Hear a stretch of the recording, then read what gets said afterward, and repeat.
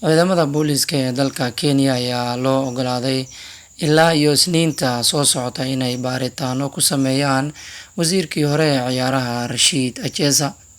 Shalay ayay ahayd markii uu Masar Achesa uu ka soo hormuuqday maxkamadda, isagoona iska fogeeyay dhammaan eedeymaha loo soo jeediyay.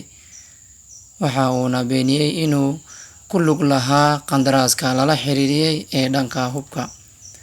Qareennada u dooda ayaa sidoo kale gaashaanka u daruuray doodda saraakiisha waaxda dacwad soo oogidda ee ah in dokumentiyada wax laga beddelay laga soo dhex helay baabuurkiisa. Sidoo kale, qareennada ayaa maxkamadda u sheegay in eedeynta Achesa loo soo jeediyay aynan ahayn mid culus oo sababi karta in maalmo dheeraad ah xabsiga lagu sii hayo si baaritaanada ka dhanka loo soo gabagabeeyo.